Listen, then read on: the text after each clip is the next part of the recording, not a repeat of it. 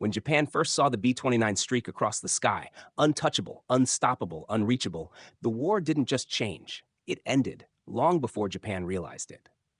June 15, 1944, Kyushu, Empire of Japan. The sirens began just after sunrise, low, wavering cries echoing off the tiled roofs of Kagoshima. At first, villagers assumed it was another drill, another test of the civilian defense network. But the expression on the air raid warden's face told a different story. He had no clipboard, no whistle, no calm, rehearsed posture. He was running, high above the city, so high that only the glint of sunlight betrayed its presence, a silver shape cut across the horizon. One aircraft, one intruder. But it flew in a manner no Japanese pilot had ever seen, smooth, serene, indifferent to the frantic activity beneath it. Observers scrambled for binoculars. What they saw was impossible. A four-engine giant, larger than any bomber the Empire had faced, cruising at an altitude even the famed Zero struggled to reach. A new type, one officer muttered. Impossible, said another. Yet the silhouette was unmistakably American. The first whispers spread across the airfields of Kyushu. Superfortress.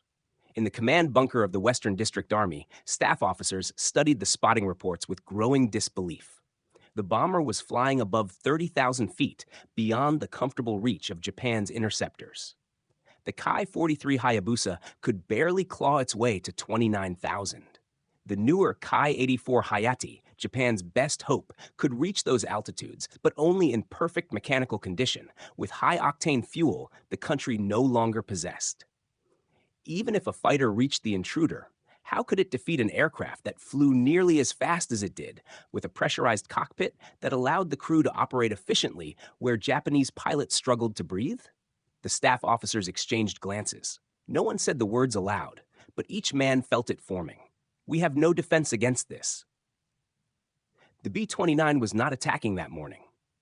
It was scouting, testing Japan's warning systems, mapping radar gaps, photographing airfields. But its presence alone had the psychological effect of a full-scale raid. Civilians whispered that the Americans had built a bomber above the reach of heaven itself. Inside the bunker, Colonel Sugiyama, normally a composed, stone-faced planner, slammed his fist onto the table. How can one aircraft humiliate the entire air defense of Kyushu? No one answered. They knew the truth. Japan's air strategy had been built around the idea that its fighters could intercept any bomber before it reached critical targets. That doctrine had held against B-17s and B-24s in earlier years. But this machine, this intruder, belonged to another era. It rendered the old equations useless. A young intelligence officer entered the room, carrying a freshly decoded report from Manchuria. He hesitated before speaking. "There is more, sir. The Americans are building airfields on the islands of Saipan and Tinian. If completed, they will be within direct range of the home islands." Silence. The distance from the Marianas to Tokyo was over 1,500 miles, far beyond the reach of any bomber Japan had expected to face. But not beyond the B-29. For the first time, the staff officers understood the strategic nightmare unfolding. The Americans would not need to capture Formosa. They would not need to seize Okinawa or the Philippines first. Once the Marianas airfields were operational, the heart of Japan would lie exposed. The colonel read the report twice, then set it down. "Begin compiling fuel estimates for continuous defensive operations. Every squadron, every fighter. Assume worst case." Another officer protested. "Sir, we do not have the fuel for continuous." "I said assume worst case." But even the most optimistic projections were grim. Japan's fuel stockpiles were already strained from the campaign in the Philippines and from trying to repel American carrier raids. To maintain even a token interception force, they would have to strip other fronts bare.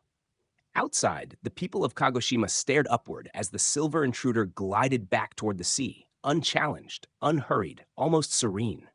A machine built with industrial wealth on a scale Japan could no longer imagine. A schoolteacher watching from a courtyard murmured to herself, "If that is the future of war, then our future is already written." In the days that followed, diary entries from Japanese officers reveal the same uneasy realization. If the Americans deploy this bomber in numbers, the war will become unwinnable. And soon, the Americans would deploy them in hundreds. Welcome to WW2 Forgotten Fronts, a channel dedicated to the untold battles, the overlooked heroes, and the hidden machines that shaped the Second World War. Here we dive beyond the famous headlines to uncover stories buried in diaries, lost archives, and forgotten frontlines. If you're passionate about deep storytelling, real wartime experiences, and cinematic history, you've just found your new home. Make sure to subscribe, leave a like, and share this video. Your support helps this channel continue bringing these forgotten chapters of history back to life. Now, let's step into the past. November 24th, 1944, Saipan and Tinian, Mariana Islands. The tropical air of Saipan shimmered under the heat of late morning, but on the newly completed Northfield runway, nobody noticed the weather. Hundreds of engineers, mechanics, armorers, radio specialists, and runway crews stood shoulder to shoulder, craning their necks to witness history. The deep thunder of four Wright R-3350 engines rolled across the island like a drumbeat from another continent. Then it appeared. A silver giant, dwarfing every other aircraft on the Pacific front, emerged from the glare and settled gracefully onto the endless stretch of concrete. The ground crew instinctively stepped back, as if greeting a living creature with its own presence and gravity. The B-29 Superfortress had arrived on the edge of Japan's front door. Colonel John Jack Hepburn, commander of the 73rd Bomb Wing, walked toward the aircraft with his cap tucked under his arm. The vast curve of the bomber's fuselage reflected the sun like polished armor. Its pressurized nose compartment, bulbous and razor-smooth, looked like something from a future war. A reporter from Stars and Stripes whispered, "It's as if someone built a battleship," and then gave it wings. Behind the colonel, engineers rolled out carts loaded with tools, spare parts, coolant, ammunition belts, and crates stamped 50 cal, AP incendiary. Everyone moved with equal parts pride and exhaustion. They had carved these airfields out of coral, jungle, and volcanic rock in barely 100 days. The war in the Central Pacific had demanded miracles of logistics. The B-29 was the biggest miracle of all. The bomber's crew stepped down from the hatch, sweat-soaked but smiling. Major Robert Morgan, the pilot, greeted Hepburn with a firm handshake. "How's she flying?" the colonel asked. "Like a queen at 30,000 feet, Morgan replied. "Nothing up there but God and the B-29. That was no boast. It was fact.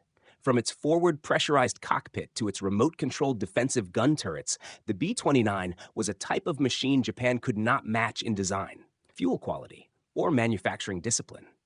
It flew above the range of most anti-aircraft guns, carried bomb loads heavier than any previous American bomber, and had the operational radius to strike mainland Japan from thousands of miles away. The airfield crews wasted no time. Fuel lines hissed. Armorers fed belts into the central ammunition system. The bomber's crew unloaded charts, navigation logs, and reconnaissance photos. The mission board for the XXI Bomber Command already had a date circled. November 24th, first major raid on Tokyo.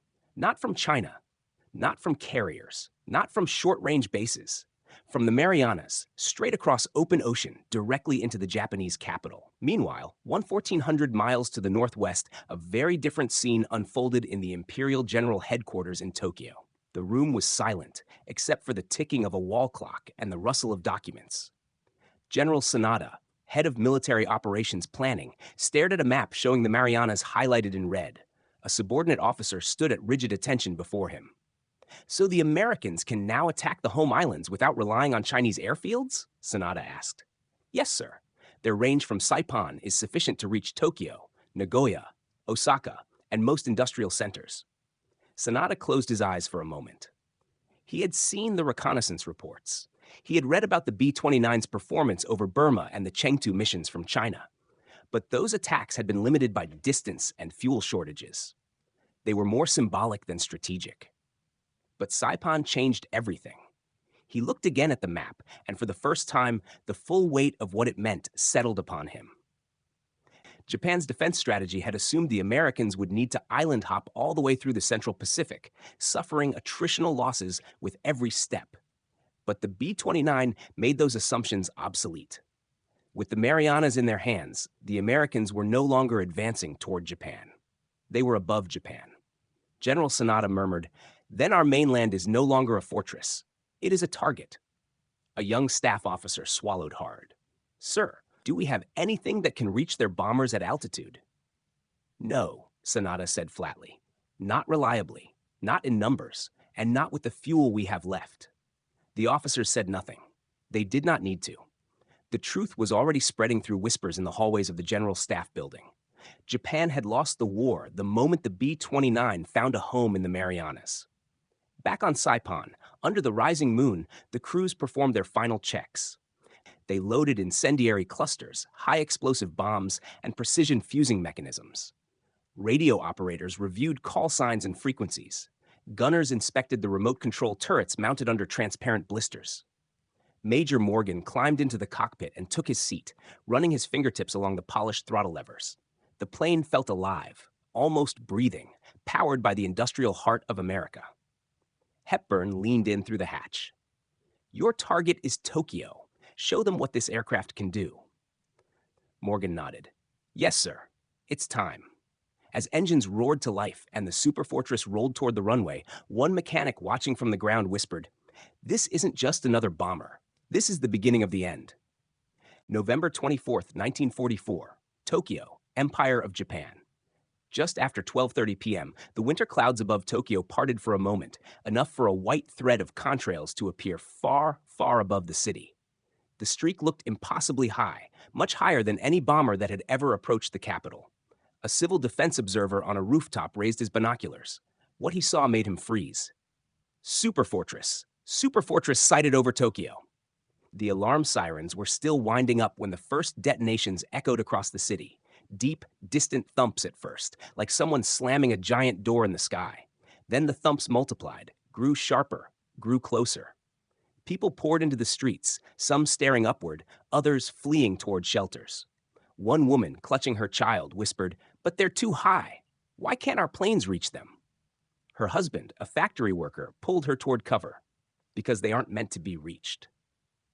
From the rooftop of the Army Ministry, Colonel Ichiro Fujimoto stood rigidly, gripping the railing as he tried to track the intruders. He had served during the 1937 bombing of Shanghai and had watched countless American raids over Rabaul and Truk. He had seen chaos before. But nothing like this. At more than 30,000 feet, the silver shapes were faint, mere shimmering glints against the cold blue sky. Not a single Japanese fighter had yet appeared. The B-29s came on in tight formations, deliberate and unhurried, their engines echoing over the rooftops like rolling thunder. Fujimoto muttered, "They fly as if the air belongs to them." A young lieutenant beside him swallowed. "Sir, do we scramble the interceptors?" "We already did," Fujimoto replied, "hours ago." "Then where are?" "Look up. Do you see anything reaching them?"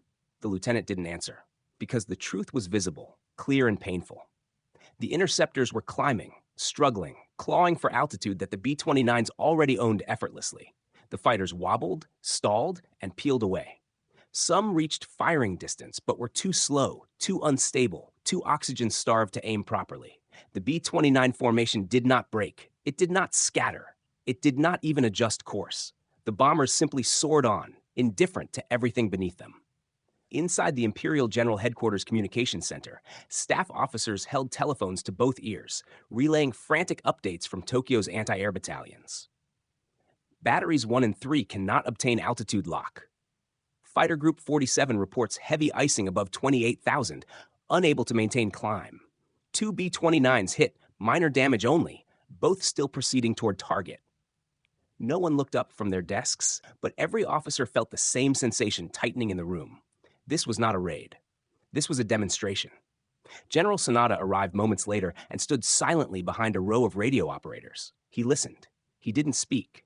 He didn't need to. Every line of communication delivered the same verdict. Japan's air defenses were obsolete, not conceptually, not strategically, but mechanically, physically, categorically incapable of stopping the new American weapon. A staff captain approached with trembling hands. "Sir, the Prime Minister requests an immediate estimate on civilian casualties." Sanada gave no reaction. "Tell him there will be casualties today, and far more later." The captain hesitated. "Sir, do we notify His Majesty?" Sanada closed his eyes. "Yes." On the ground, Tokyo felt the shock of the bombs in waves. The first explosion hit a cluster of weapon factories. Black smoke mushroomed upward, staining the winter air. A second strike landed near the Musashi Aircraft Works, a place that had produced fighters now struggling in vain to defend the city. A third strike hit the Nakajima engine plant with such force the windows of houses 2 miles away shattered. One old man, standing amid falling glass, whispered a diary entry that would later be found in his belongings. "We cannot touch them. If we cannot touch them, we cannot win." Civilians watched flaming debris fall from the sky. Many didn't know what the B-29 was called. They had only heard rumors: the American Dragon, the Silver Giant, the war-ending machine. But even without a name, they understood a single truth: Japan had entered a new phase of the war, one it could no longer fight on equal terms. By mid-afternoon, the B-29s were already turning south, heading back over the ocean. They had left columns of smoke rising from Tokyo, but the damage was not the true blow. The message was, for the first time in the entire war, an American aircraft had appeared above the imperial capital in daylight, nearly immune to interception. Japanese pilots returned to base with empty guns and full humiliation. Anti-aircraft crews stared upward in defeat. The B-29s had not come to test Japan's defenses. They had come to reveal them. In the bunker beneath Tokyo, General Sanada finally spoke, his voice barely above a whisper. "Now we understand. The enemy has found the key to our homeland, and they will unlock us, one city at a time." He placed both hands on the map of Japan. "This is the beginning of the end." December 1944, mainland Japan. 2 weeks after the first B-29 raid on Tokyo, the Imperial General Staff convened an emergency assembly inside the underground chambers of the Daihone. The air was stale, heavy with the smell of damp concrete and cigarette smoke. The long conference table was covered with maps, ballistic charts, fuel forecasts, and, most damning of all, photographs. Fresh reconnaissance images from the Americans. Tokyo, Nagoya, Osaka, all marked with bomb impacts. All recorded from impossible altitudes. General Torashiro Kawabe, Deputy Chief of the Army General Staff, held one of the photographs between his fingers as if it physically burned him. "This," he said slowly, "was taken from 33,000 feet. The officers around him shifted uncomfortably. Japan had no aircraft with a stable operational ceiling above 30,000 feet. The Ki-44 Shoki could reach it only in short bursts, often with engine overheating. The Ki-84 Hayate, Japan's best fighter, had potential, but it demanded high-octane fuel. Fuel Japan no longer possessed. Kawabe laid the photo on the table and exhaled. "Our enemy looks down on us from a height we cannot reach." An intelligence major cleared his throat. "Sir, we believe their pressurized cabins allow crews to operate fully at those altitudes. Our pilots suffer hypoxia, fogging, loss of control." "We know what they suffer," Kawabe snapped. "I want to know how we are supposed to stop an enemy that ignores the very foundation of our air defenses." No one answered, because no one could. In a separate chamber, the Air Technical Bureau gathered in tense silence as technicians rolled in a display crate. Inside was a shattered engine block, captured fragments from a damaged B-29 that had crash-landed in China. The metal was scorched and twisted, but unmistakable. Wright R-3350 Duplex Cyclone, a machine of industrial sophistication beyond anything Japan could replicate during wartime deprivation. Dr. Nakamura, one of Japan's leading aeronautical engineers, studied the wreckage with a mixture of awe and despair. 14 cylinders per bank, turbo supercharger assemblies, fuel injection. He touched the metal with trembling fingers. "This is not the engine of a bomber. It is the engine of an empire with limitless industry." A young technician whispered, "Can we copy it?" Nakamura closed his eyes. "No, we cannot even fuel it." He pointed to a melted section of the turbo supercharger. "This device alone requires metals we have not had access to in 2 years. Our factories cannot produce the precision needed. Even if we could replicate the design, the B-29's performance comes from the synergy of everything. The pressurization, the aerodynamics, the fuel systems, the metallurgy. It is a complete weapon." He stepped back, as if distancing himself from the inevitable. "The Americans have built a machine that lives above our reach."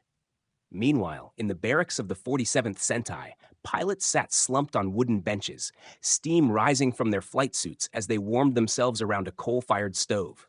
Their faces were gaunt, eyes hollow. They had just returned from another attempt to intercept a B-29 formation over Nagoya.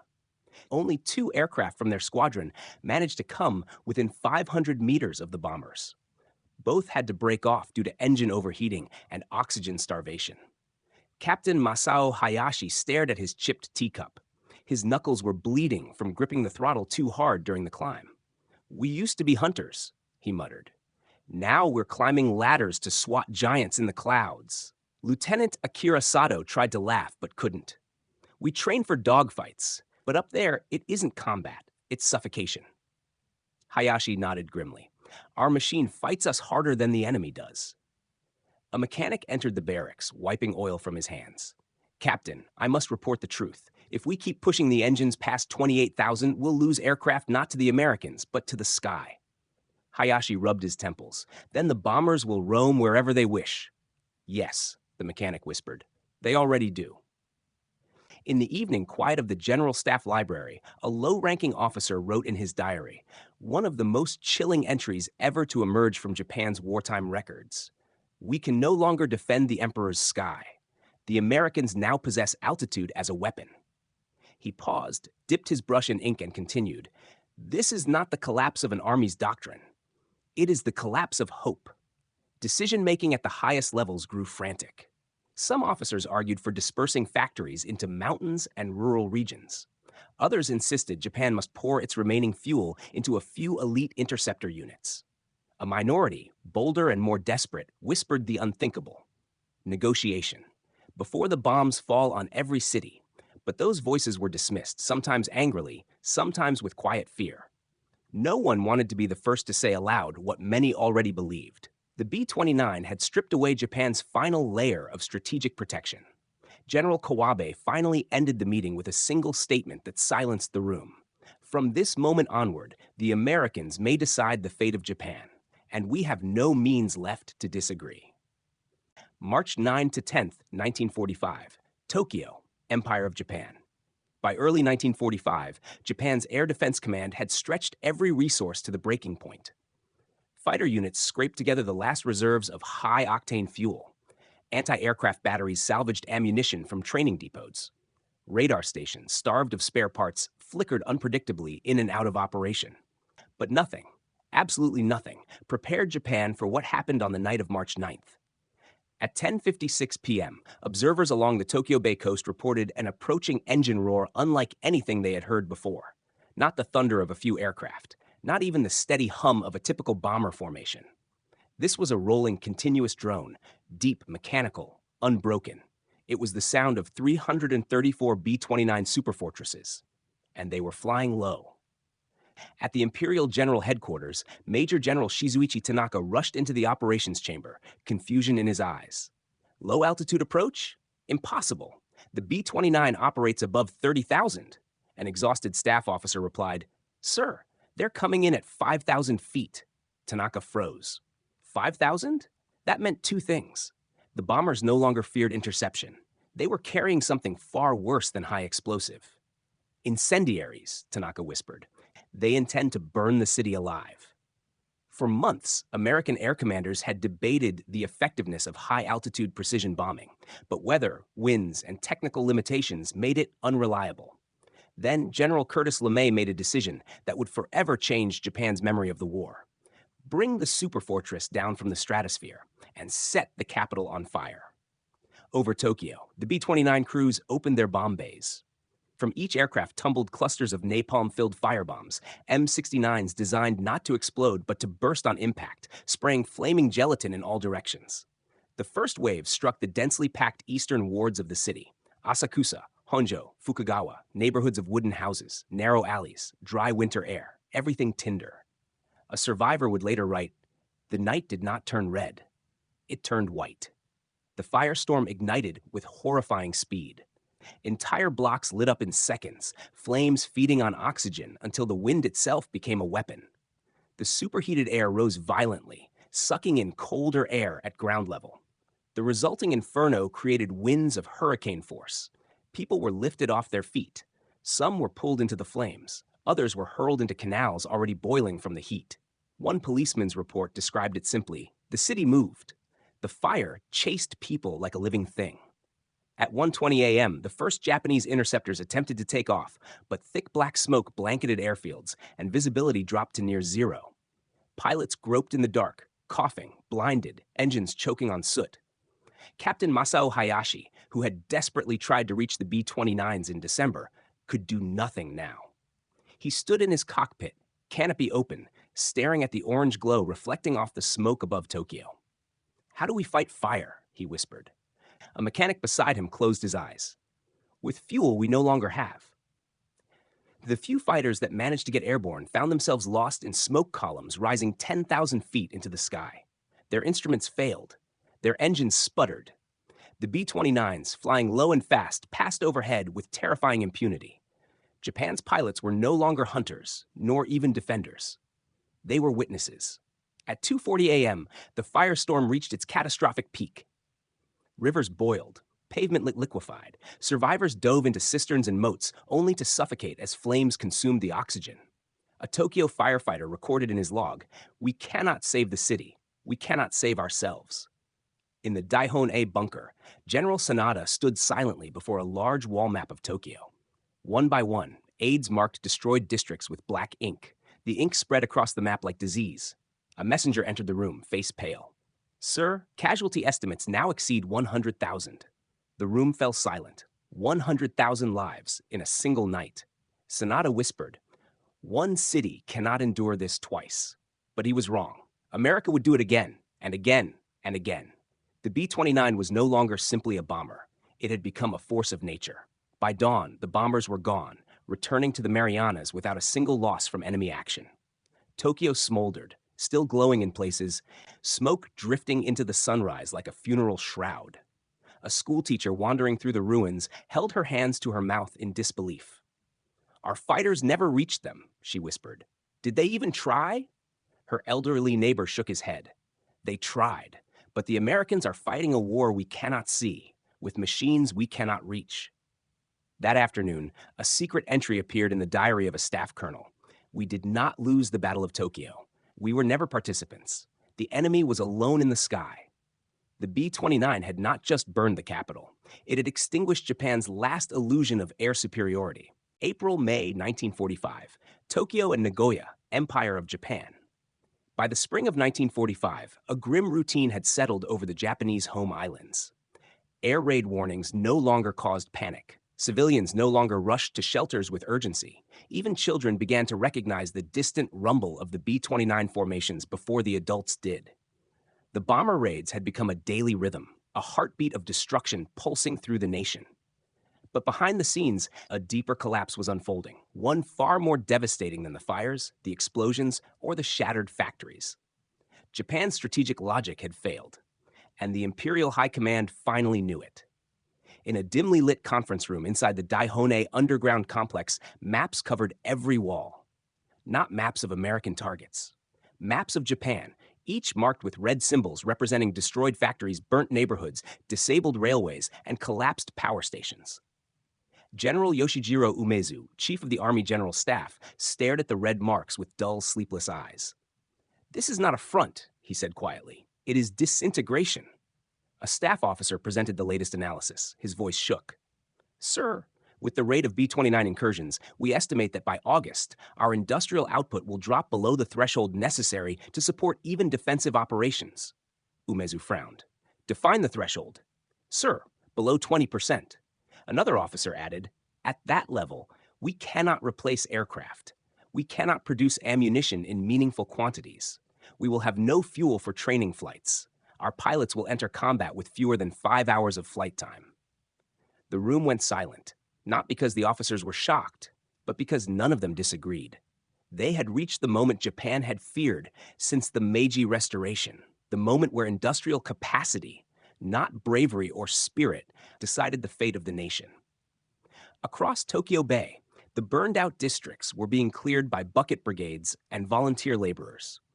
Among them was a middle-aged merchant named Yasuda, who paused from his work to gaze upward at a formation of B-29 circling high above the city. At this point, he said to a soldier beside him, "They do not even bomb us every time they come. They watch us. They measure us." The soldier, a young man barely 20, replied bitterly, They can choose when to strike. We can only choose when to die. Yasuda lowered his head. It is like being punished by the sky itself. In Nagoya, a city once known for its vibrant aircraft manufacturing, the devastation was nearly complete. The Nakajima and Mitsubishi factories, once the pride of Japan, now lay in ruins. Storage yards were scorched, tooling machines melted, piles of aluminum frames twisted grotesquely among the rubble. An engineering officer walked through the wreckage with a clipboard. He picked up a charred cylinder head, examined it, and dropped it back into the ashes. A subordinate asked, "Can we salvage anything?" "No," he replied. "Even if we did, what would we build, and with what fuel?" The subordinate hesitated. "Then, what do we tell the pilots?" The officer looked toward the sky where contrails arched overhead like silent scars. "Tell them the truth, that we cannot give them the wings they need, and that their courage alone cannot carry them that high." High above Nagoya, two B-29s drifted serenely through the jet stream, their polished aluminum skin gleaming in the sun. The American crews leaned out of their blisters and turrets, scanning the ground below. One gunner remarked, "You'd think they'd send something up." Another replied, "Maybe they can't anymore." The radio operator chimed in. "Command says intercepts dropped 70% since March." The pilot nodded. "It's the fuel and the altitude. They're fighting in a world they weren't built for." Below them, the city smoldered in patches, smoke drifting upward in thin ribbons. The formation didn't even bother to alter its flight path. No threat existed. Not anymore. Back in Tokyo, a secret meeting convened within the Emperor's Palace complex. Present were Prime Minister Kantaro Suzuki, Foreign Minister Shigenori Togo, and a handful of senior advisors. They were not meeting to discuss how to win the war. They were meeting to determine how Japan might survive losing it. Foreign Minister Togo spoke first.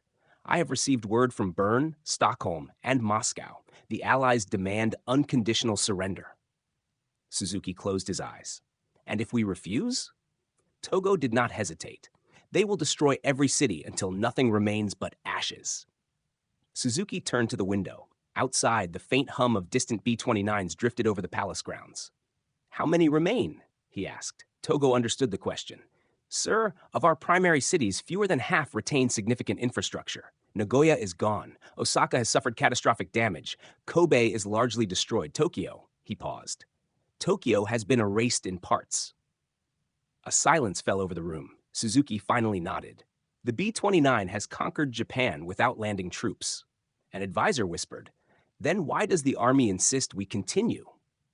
Suzuki answered with a voice heavy and resigned. "Because they cannot imagine a world where spirit is not enough.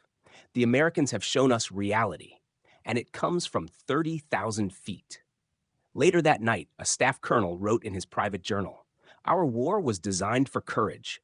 Theirs was designed for industry. We have reached the end of courage." He paused, lifted his pen again, and added, "When the sky belongs to the enemy, the land eventually follows." And by late spring of 1945, everyone in Japan, from the emperor's advisors to the children sweeping ash from the streets, knew the same truth. The war was no longer about battles. It was about endurance. And Japan was running out of time. April-June 1945, Kyushu, Empire of Japan. The spring of 1945 did not just bring fire from above. It brought desperation from below. With destructive B-29 raids now battering Japan daily, the Imperial High Command turned to the only resource it still possessed in abundance: young men willing to die. The kamikaze program, formerly known as the Special Attack Corps, expanded rapidly. But even among the senior commanders, a quiet, uneasy truth echoed through the war rooms. Kamikaze pilots could threaten ships, not the sky. A suicide aircraft could plunge into a carrier deck. A human-guided bomb could cripple a destroyer. But no pilot, no matter how brave, could reach a bomber flying at 30,000 feet. And yet, despite knowing this, the High Command sought a miracle. At Kanoya Air Base on Kyushu, the epicenter of kamikaze operations, a group of young pilots gathered in a briefing hut. The air smelled of oil, damp wood, and quiet resignation. Many were barely out of school, some so young they had only trained on gliders. Lieutenant Commander Yukio Seki, the respected leader of the first major kamikaze attack months earlier, had already been lost. But his words lingered among surviving pilots. "If our deaths can delay the inevitable, then we must fly." On this day, however, the mission briefing was different. Major Hattori, a man with deep lines under his tired eyes, stepped before the men. "Your target," he began, "is not a ship." A murmur rippled through the room. Kamikaze pilots had struck countless naval vessels during the Battle of Okinawa, but now they waited, confused. Hattori continued, "You are to climb as high as possible and intercept the B-29s before they reach their bombing altitude." Silence, then disbelief. One pilot raised his hand timidly. "Sir, at what altitude do we intercept?" Hattori hesitated. "As high as you can. Push your engines until they fail if you must." Another pilot whispered, "Engines fail before 25,000. Hattori heard him. He did not disagree. "How will we strike them?" a third pilot asked. "Our controls freeze at that height." "We have fitted your aircraft with simplified fuses," Hattori said. "If any of you get close enough, detonate on impact." Close enough, two words that sounded like a prayer. When the pilots were dismissed, they gathered outside the hut, staring at the cold sky. One of them, 19-year-old cadet Hiroshi Takeuchi, wrote in his diary, "We cannot reach them. We know this. Our commanders know this. Yet tomorrow we go to die for a chance so small it cannot be measured." That night, the pilots drank sake and sang songs from their school days. Some cried. Some laughed too loudly. Some sat alone under the dim lantern light, staring at the horizon, where the B-29s always appeared first. The next morning, the kamikaze unit prepared to launch. Ground crews strapped explosives beneath the wings of outdated fighters, Ki-43s, Ki-61s, even Ki-27s long obsolete. Mechanics tightened bolts with trembling hands. One murmured, "They send boys to meet giants." At 7:40 a.m., the first squadron roared down the runway. Engines strained. Propellers shook. The aircraft clawed upward, fighting physics itself. 20,000 feet, 22,000, 24,000. Engines began sputtering. Needles trembled. Frost formed on cockpit glass. Cadet Takeuchi pushed his throttle all the way forward. The engine screamed in protest. 26,000 feet, 27,000. The sky darkened. His breath crystallized on the windshield. The aircraft shook violently. And then, there they were. Tiny silver dots above him. Not dozens, hundreds. B-29s, still far beyond reach, still climbing. Takeuchi triggered his ignition, but the controls locked from ice. His aircraft stalled, shuddered, and fell into a spiraling descent. He attempted to recover, but the Ki-43 bucked uncontrollably. He would crash in the mountains of Kyushu, his mission unfulfilled, his final entry written hours earlier, "We fly toward the unreachable." At the Imperial General Headquarters later that afternoon, a somber report arrived. 18 aircraft launched, 14 suffered engine failure before interception. 4 reached visual contact with the bomber stream, 0 reached firing or impact range. 0 B-29's damaged General Umezu closed the file. "This must stop," he said. "But sir," an air staff officer protested, "our pilots are prepared to sacrifice everything." Umezu looked directly into the young officer's eyes. "Sacrifice is meaningless if it changes nothing. Courage is not measured by death, but by effect." The officer swallowed hard. "The B-29, Umezu continued, cannot be threatened by human will alone. We are sending our sons to die against the wind." Even still, desperation continued to dictate policy. Japan attempted balloon bombs. They launched primitive air-to-air rockets. They sent experimental aircraft with ramjet boosters. They even studied suicide diver interceptors. None worked. Nothing could touch the bomber that lived above the clouds. A young intelligence analyst summarized the situation in a chilling memo. "The B-29 is not an aircraft. It is a boundary. Everything below it belongs to Japan. Everything above it belongs to America." And Japan had no path above. In the barracks at Kanoya, a surviving pilot stared at the evening sky and murmured, "Perhaps this is how nations die, not in a final charge, but in reaching upward and discovering there is nothing to grasp." He watched the clouds drift across the setting sun, the same direction the B-29s always came from. "The sky," he whispered, "is no longer ours." April-June 1945, Okinawa and Tokyo, Empire of Japan. When American forces landed on Okinawa in April 1945, Japan still hoped, somehow, that the island could become a bulwark against invasion. But to the officers who studied the strategic maps, the truth was already inescapable. Losing Okinawa meant losing the last shield between the B-29s and the Emperor's palace. From 1944 onward, the Marianas had allowed the Superfortress to reach Tokyo. But from Okinawa, the Americans could strike literally any target in Japan with complete freedom, and Japan could do almost nothing to stop them. The tyranny of distance breaks Japan, not America. For decades, Japanese military planners assumed that their geographic position, surrounded by ocean, would protect them. Any enemy attempting to approach would exhaust themselves in a gauntlet of attritional battles. But the B-29 erased geography. One senior Navy planner wrote bitterly, "We designed a war for ships. The Americans designed a war for the sky." As the Battle of Okinawa raged, B-29s from the Marianas launched day and night, hitting airfields, supply depots, factories, and transportation hubs across Kyushu and Honshu. Meanwhile, carriers from the U.S. Navy's Task Force 58 attacked from the sea, forming a pincer of devastation. Japan's airfields became craters. Japan's fuel depots turned to ash. Japan's pilots died faster than they could be trained. By May, many airbases held only 2-3 functioning aircraft. The largest air attack Japan managed during the entire Okinawa campaign, Operation Tengo, featured only a handful of operational fighters supporting the battleship Yamato on its doomed sortie. The rest of Japan's air force either lacked fuel, lacked parts, or no longer existed. The B-29 turns the Okinawa campaign into a one-sided slaughter. While ground forces on both sides fought ferociously on Okinawa's beaches and ridges, high above them, the sky had already chosen a winner. The B-29s operated almost completely unopposed, dropping 500-pound bombs on airfields, incendiaries on supply areas, mines into harbors, precision strikes on troop concentrations. And every time a formation passed overhead, Japanese troops on Okinawa felt the same dread. If they choose to kill us today, they will. A war correspondent embedded with the Japanese 32nd Army wrote, "The American bomber is a god of death. We fight an enemy we cannot touch." Even when Japan attempted to launch interceptors from Kyushu, most never reached combat altitude.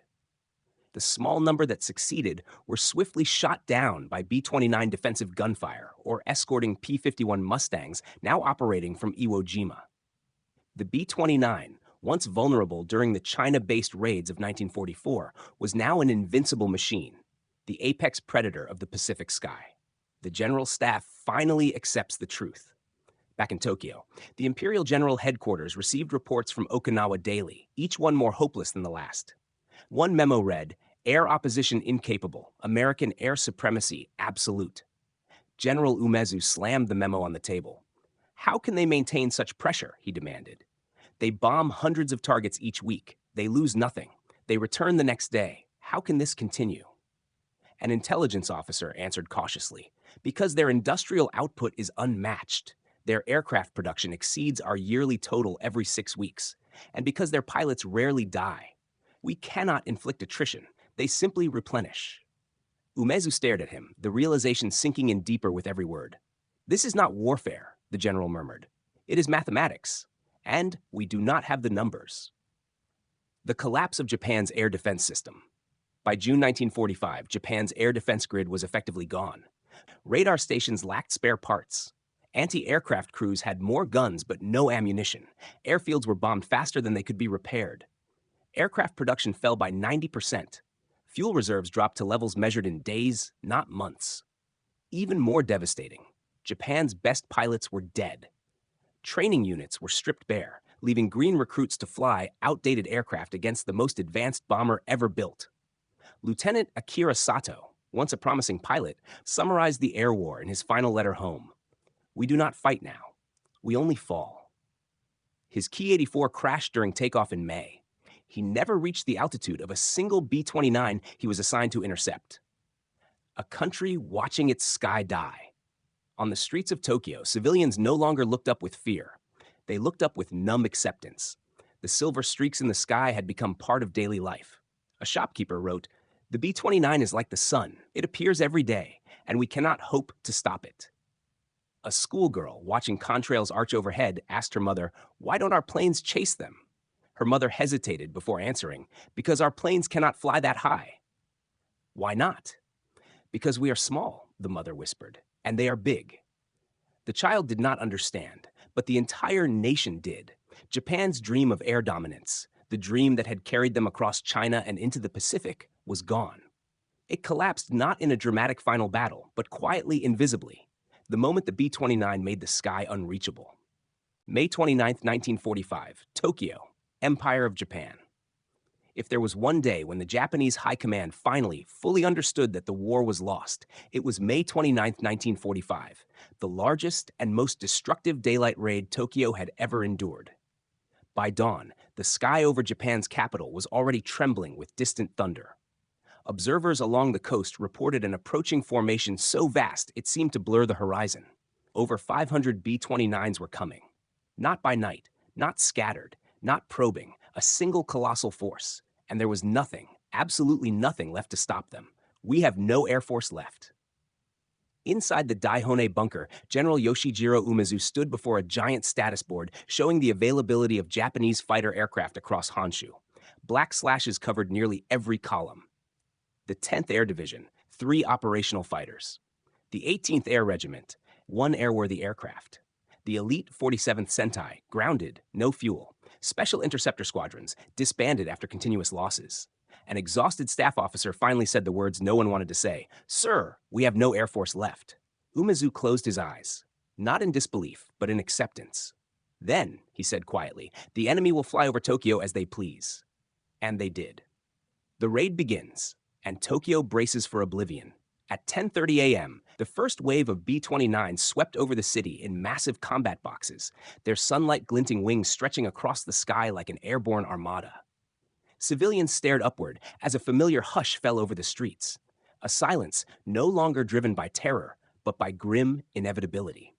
One witness later wrote, "There were so many bombers they looked like storm clouds.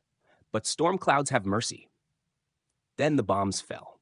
High explosive ordnance, incendiary clusters, demolition charges, armor-piercing bombs meant for industry. Block after block erupted in fire and smoke. Government buildings shook violently. Windows shattered across the Imperial Palace grounds. Yet the bombers kept coming. Wave after wave, formation after formation, hour after hour, and not a single Japanese fighter reached them. An Air Defense Command watches its own death. In the Central Air Defense Room, operators frantically shouted updates. Formation still intact. No interceptors in the climb. Anti-aircraft batteries running out of shells.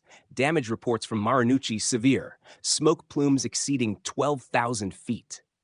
General Sanada gripped the edge of the plotting table so hard his knuckles turned white. "How many bombers remain unhit?" he demanded. A lieutenant hesitated before answering. "All of them, sir." Sanada stared at the officer in disbelief. "All?" "Yes, sir, all." The lieutenant swallowed hard. "They are above our guns, beyond our fighters, and faster than anything we possess." Sanada lowered his head. "We have built an army of flesh," he whispered, "to fight an enemy of steel." Tokyo transformed into a sea of smoke. As the B-29s turned for another pass, the city dissolved into chaos. Children ran barefoot through ash-covered streets. Fire brigades fought impossible blazes with buckets. Civilians dragged elderly neighbors through smoke-filled alleys. The Sumida River filled with people fleeing the inferno. But even the riverbanks were not spared. A schoolteacher recorded, "A wall of fire advanced toward us. The wind howled. We could not breathe. It felt as though the sky itself had burst open." Overhead, B-29 crews watched flames consume entire wards. Many sat in stunned silence. Even at 30,000 feet, they could smell burning wood and burning lives. One American gunner murmured to no one in particular, "We're burning an empire to the ground." The bombers leave. The real damage remains. By late afternoon, the final formation turned east toward the sea, black smoke trailing behind them, not from damage, but from the inferno below. Not a single B-29 had been shot down. Not one. Tokyo, however, was crippled. 40 square miles destroyed, over 200,000 buildings, gone untold, thousands dead or injured. Government ministries burned, transportation networks shattered. But even these staggering losses were not the most devastating blow delivered that day. The true devastation occurred in the underground halls of the Imperial General Staff.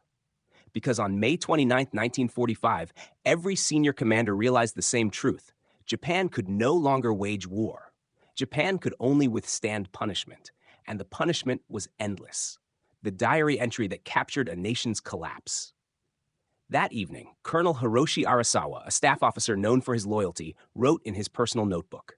The page was later recovered from the ruins of the Daihone. His words are now among the most haunting in the historical record. Today we witnessed our future, not in defeat by invasion, but in inability to touch the enemy who destroys us. He continued, "The B-29 is not a bomber, it is a verdict." And then, at the bottom of the page, "Our war ended today. The only question remaining is how long we will pretend otherwise." That final line would echo through the remaining months of the war, through Tokyo's ruins, through the Emperor's palace halls, and through every smoking, shattered factory across the home islands. Because after May 29, 1945, Japan's leaders no longer wondered if the war was lost, only when the nation would admit it. July 1945, Tinian, Hiroshima, Tokyo. By the summer of 1945, the B-29 was no longer merely a weapon of destruction. It had become a symbol of inevitability, a machine whose presence alone signaled that Japan was living on borrowed time. Cities lay in ruins.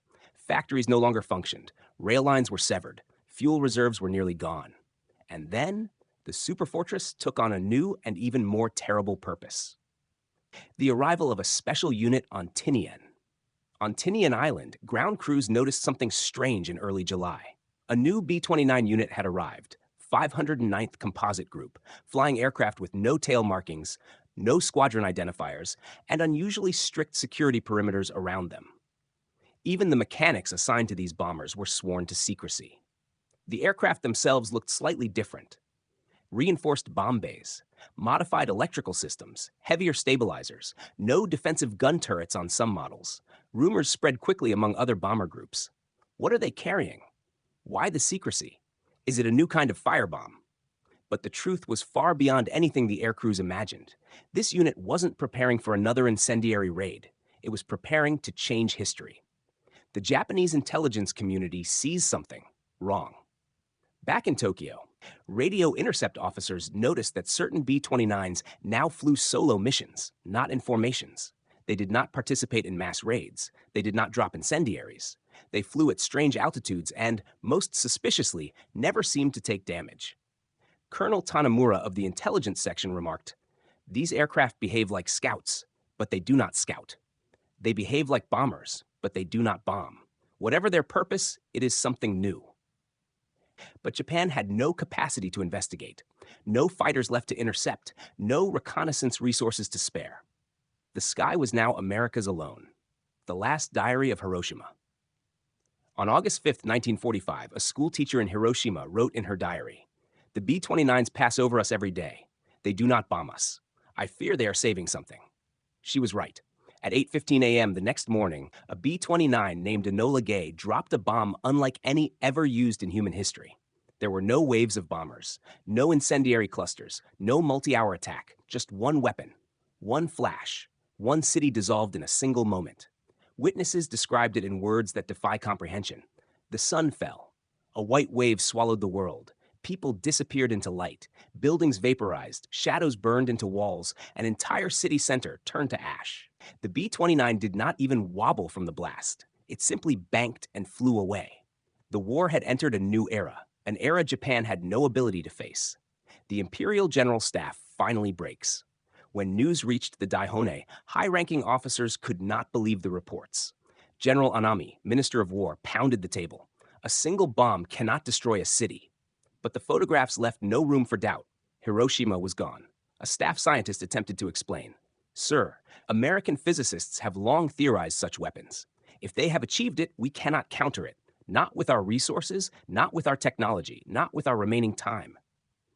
General Umezu stared at the Hiroshima reconnaissance photo, his voice barely audible.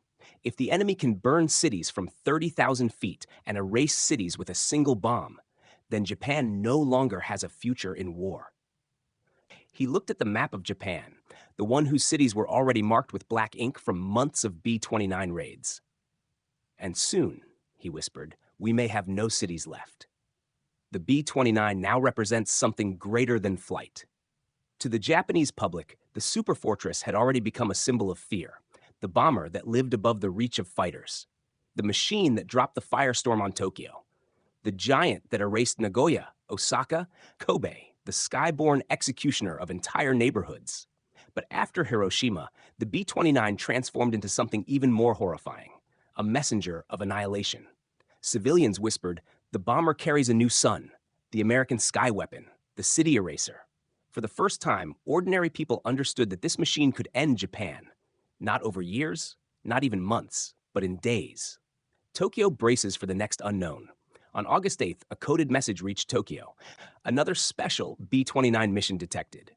Fear spread through the staff. They didn't know where it would strike, only that wherever it struck, life would cease. At 11:02 a.m. on August 9th, the city of Nagasaki vanished into a blinding flash. 2 B-29 missions, 2 cities erased.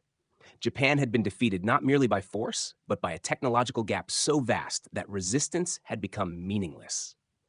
The words of a staff officer that summed up the war. That night, a young officer in the Imperial General Staff wrote a final entry in his journal. "The B-29 ended our sky. The atomic bomb ended our world." He added one last line. "We are a nation standing in the shadow of a machine we cannot reach."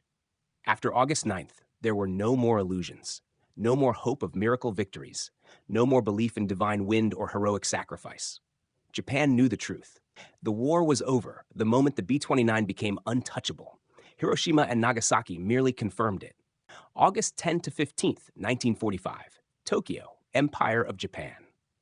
After the destruction of Hiroshima and Nagasaki, the imperial palace became a fortress of dread. Ministers paced its polished corridors like ghosts. Generals whispered in dark corners. Courtiers exchanged glances heavy with unspoken fear. For months, they had endured the unendurable. They had watched their cities burn. They had watched industrial Japan collapse. They had watched their sky become a foreign dominion. But now, the collapse was complete. Because now, a single B-29 could erase a city. And everyone, the cabinet, the generals, the emperor, understood there was no defense against that. The High Command grapples with reality. On August 10th, the Supreme War Council reconvened. 6 men sat around a table, each representing a faction of Japan's leadership. They had debated surrender for months. Always before, hardliners prevailed. Always before, the army insisted that fighting on would extract a price too high for the Americans to bear. But now, the hardliners' arguments dissolved under the weight of 2 cities turned to ash. Foreign Minister Shigenori Togo spoke first. "Our cities are defenseless. The sky belongs to the enemy. The Americans will continue until nothing remains." War Minister Koreshika Anami, proud, fierce, and unbending, sat motionless. "Even if Tokyo is destroyed," he said, "Japan does not surrender." Togo stared at him, disbelief on his face. "Tokyo has already been destroyed." Anami clenched his fists. "Then we fight on the ruins." General Umezu, exhausted beyond pretense, finally intervened. "Our air force no longer exists. Our fuel is gone. Our people are starving, and the enemy can deliver death from heights we cannot reach. What meaning is there in continued resistance? What meaning is there in surrender?" Anami shot back. Togo answered softly, "Surrender leaves a Japan for our children. Annihilation leaves none." The council ended in deadlock. The emperor makes a decision. No one else could die. Late that night, Emperor Hirohito entered the bomb-proof underground chamber. Every man present rose to their feet, bowing deeply. The emperor listened in silence as arguments raged. He had heard them all before. None mattered now. Finally, with a calm that silenced the chamber, he spoke. "I have resolved to endure the unendurable. We must accept the enemy's terms." Several generals bowed their heads. War Minister Anami bit his lip until it bled. But no one dared contradict the emperor. Japan would surrender, not because the armies were defeated on the battlefield, not because the navy had sunk beneath the waves, not because the islands were invaded. Japan would surrender because the war moved into the sky and Japan could not follow. The coup that almost saved the war, but could not save reality. Not everyone accepted the emperor's decision. On the night of August 14th, a faction of young army officers launched a coup, the Kyushu incident. They barricaded the palace, tore through the archives, and hunted desperately for the emperor's surrender recording to prevent it from being broadcast. They believed, foolishly, desperately, that Japan could still win. One conspirator declared, "If we sacrifice every man, woman, and child, victory is still possible." Another officer replied coldly, "Against tanks, perhaps. Against rifles, perhaps. But what do you sacrifice against a bomber you cannot reach? Silence. For the first time, even they understood what the B-29 truly meant. There was no battlefield left on which Japan could fight. The coup collapsed by morning. The broadcast that ended the war. At noon on August 15th, radios crackled across the Japanese empire. Civilians gathered around speakers in factories, in schools, in burned-out homes, in refugee camps, in the ruins of Tokyo. For many, it was the first time hearing the emperor's voice.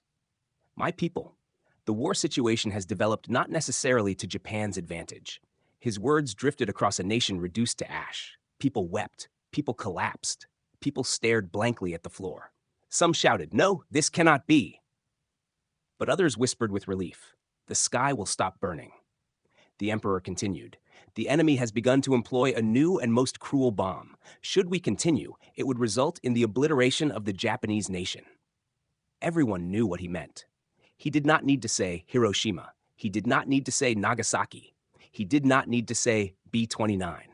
The meaning was clear. Japan had lost the war because it lost the sky.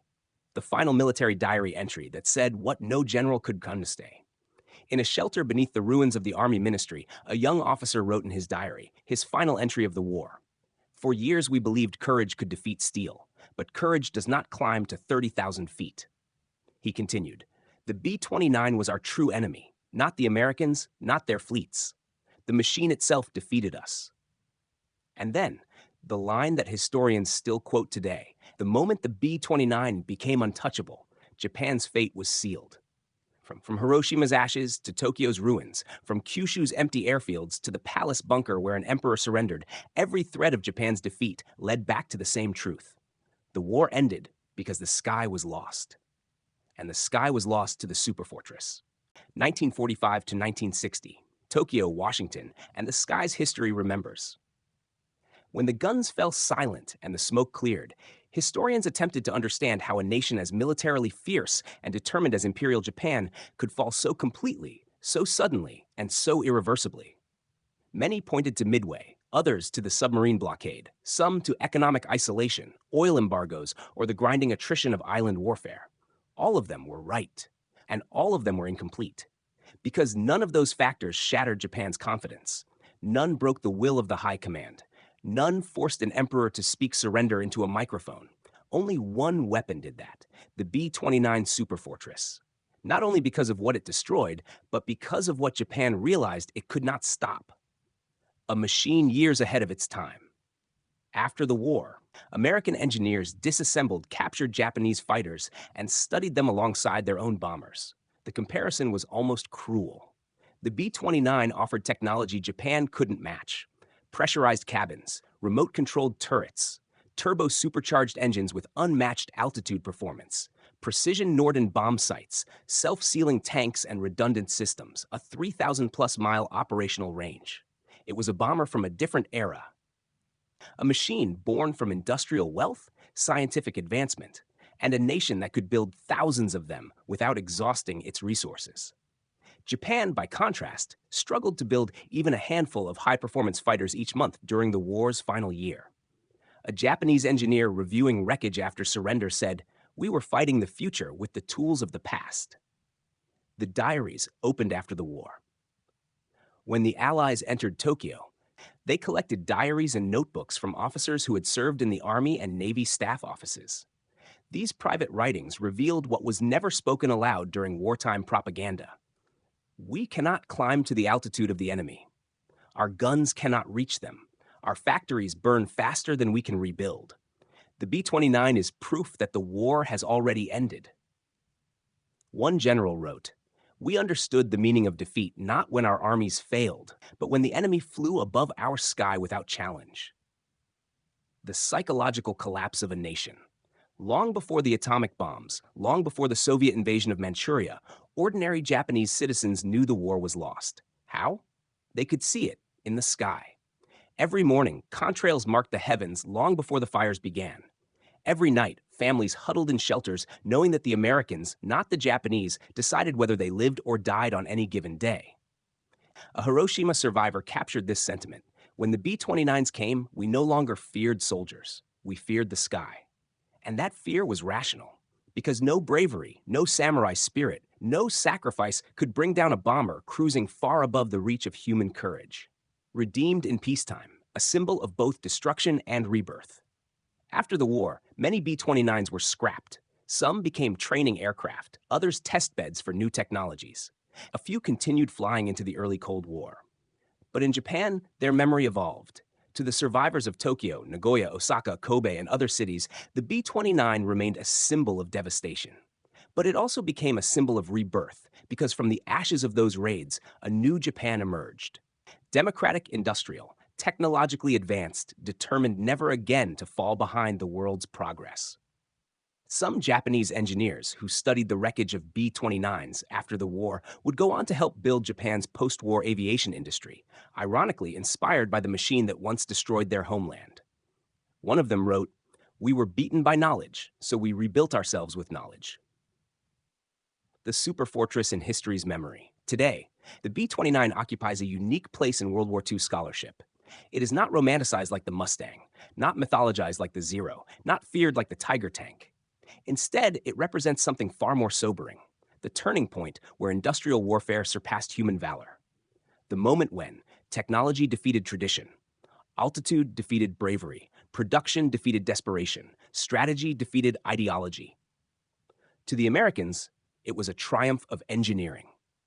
To the Japanese, it was a revelation of inevitability. And to historians, it is the machine that proved a simple, devastating truth. Whoever owns the sky owns the war.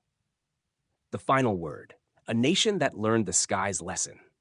In 1960, a Japanese historian interviewed a retired wartime general. He asked, "What moment told you Japan would lose the war?" The general did not mention Midway. He did not mention Okinawa. He did not mention the atomic bombs. He simply looked upward, as though seeing silver shapes passing over him once more. And he answered, "The day the B-29 flew over Tokyo without opposition." He paused, then added, "Not because of the bombs it dropped, but because we could not touch it." And thus, history remembers. The Japanese commanders realized the war was lost the moment the B-29 became untouchable. The war ended in the sky, long before it ended on the ground.